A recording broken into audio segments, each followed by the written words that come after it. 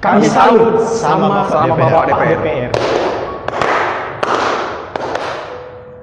Salut untuk Bapak-Bapak DPR yang sudah mengesahkan Undang-Undang Omnibus Law Cipta Kerja.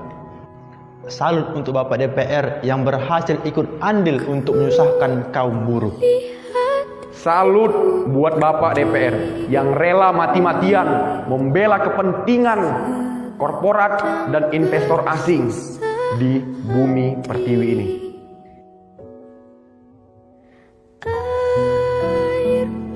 Kami lupa istilah DPR. Apakah Dewan Penipu Rakyat, Dewan Penyusah Rakyat, Dewan Pembunuh Rakyat, atau Dewan Pemerkosa Rakyat? Oh iya, Dewan Perwakilan Rakyat ya.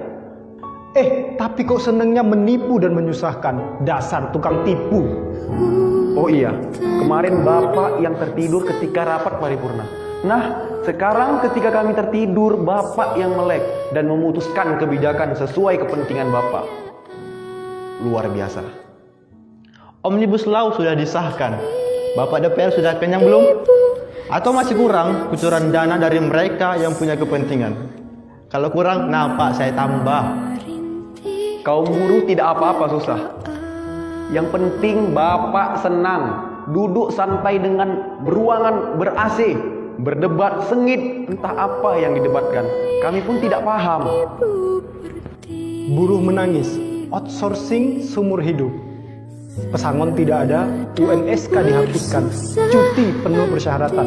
Kaum perempuan tak boleh hamil dan haid. Bapak tahu apa sih soal buruh? Tanpa undang-undang ini saja, kami sudah susah, ditambah lagi dengan undang-undang ini. Bapak DPR ini sebenarnya pada ngapain sih? Kok kebijakan tidak pernah mewakili rakyat? Kalau tidak berfungsi, bubarin aja Pak, bubarin DPR. Bapak-bapak digaji oleh kami. Uang yang Bapak makan sehari-hari adalah dari kami, rakyat Indonesia. Tolong Pak, sekali saja kami didengar. Bukankah suara kami suara Tuhan? Apakah bapak-bapak ingin melawan Tuhan? Oh iya, bapak-bapak kan tidak takut Tuhan. Bapak tahu Pak, kata Rasul kami, Nabi Muhammad.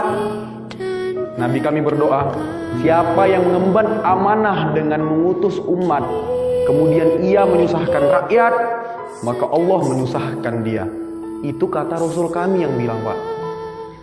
Tenang aja Pak, tenang.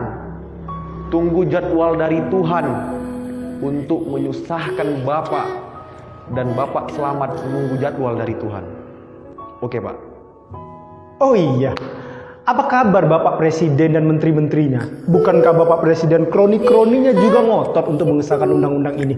Kami mau bertanya, di tengah pandemi begini, kenapa buru-buru Pak? Bukankah prioritas kesehatan lebih utama?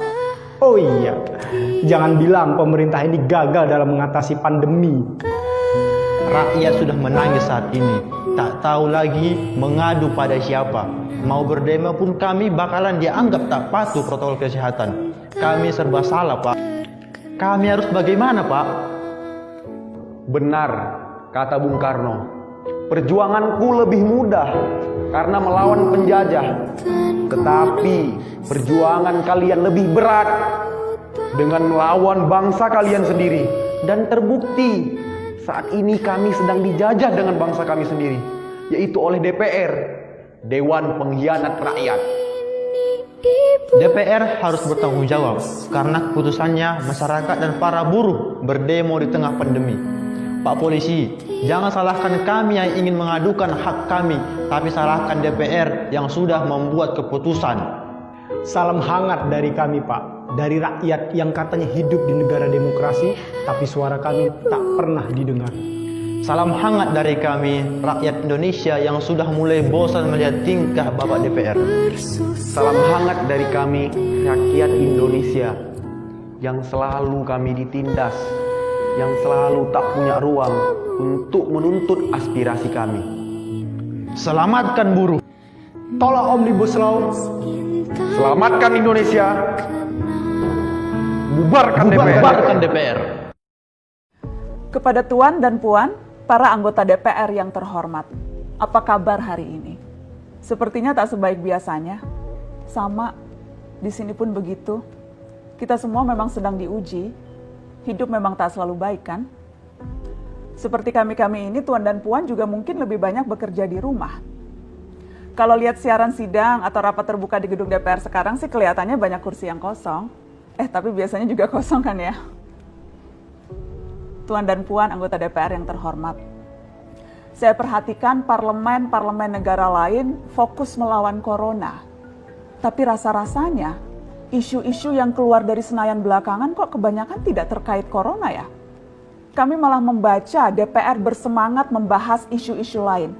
Contohnya, rancangan Undang-Undang Cipta Kerja yang banyak ditolak karena dinilai mementingkan kepentingan investor di atas kebutuhan pekerja.